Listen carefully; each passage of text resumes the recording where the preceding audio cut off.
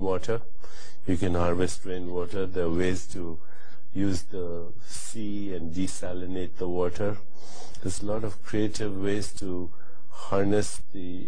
It's ultimately, nothing is destroyed. It's all recycled. Your body is being recycled since the beginning of creation. You have at least 1 million atoms in your body that were once in the body of Christ, or Buddha, or Michelangelo. So if we understand that nature recreates herself constantly, and we just facilitate that intelligence in nature, then there's no lack of resources at all.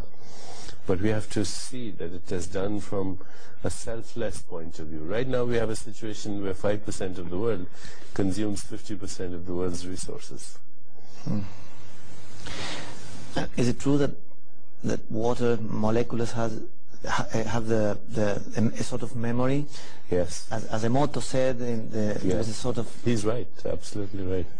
Water responds to intention, water responds to thoughts, water responds to love and compassion, and that's why when the ancient wisdom traditions, they used to bless the water, the holy water, sacrament. When you go to the church, you have holy water, sacrament. It has healing properties. Or you go to Lourdes, or you go to, some of these places where there is, the water has the collective intent of sacred sacrament, and the water actually does have healing properties. Because it's imbued with consciousness. Why are we so scared about death?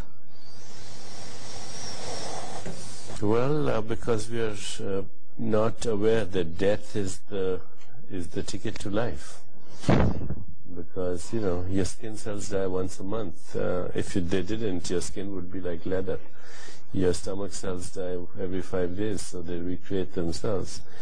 In medicine, biology, we use a term called apoptosis. Apoptosis is programmed cellular death. And when cells forget to die, they become cancer. Cancer is a vacation from death. So at every level, at the atomic level, at the subatomic level, at the molecular level, at the level of your organs, the universe is dying, so it can recreate itself. Where's the 2-year-old that you once were? It's dead. Okay, the 2-year-old had to die so the teenager could emerge. The teenager had to die so this mature person could emerge. And one day this person must die so the universe can recreate itself in a fresh way. Every child that is born is the universe looking at itself with fresh eyes and more creativity. If we didn't have death, the universe would be mummified.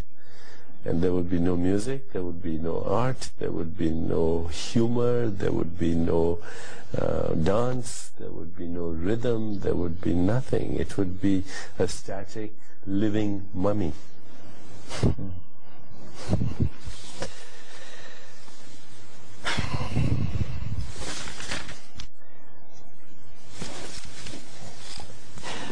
There is a question that many years ago I couldn't answer to my son. But I said to him, go on asking about that, because that will lead you somewhere. I think that question is the beginning of something. So I cannot answer you, but you go on asking about that. And he was 2 or 3 years old, and he asked me, if God made everything, who made God? Can't you answer me? First of all, who is God? God is being that becomes. So God didn't make anything. God became everything. Okay? The universe is the physical body of God. And there is a level of reality that's transcendent, which means it is acausal, which means it operates outside the laws of space-time and causality. So that level has no beginning and it has no ending. It's infinite. Now, we cannot imagine infinity, but we put a symbol, mathematics symbol, so that's infinity. But that doesn't mean you know what infinity is. As soon as you say there was a beginning, then you're immediately left with the dilemma. If there is a beginning, what's there before the beginning?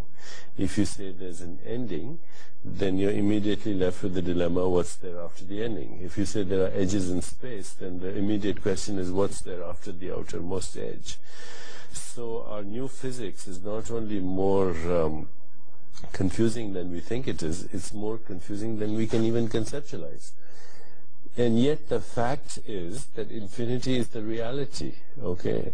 That the real has no beginning and has no ending. It is acausal. Nobody made it. It is its own self.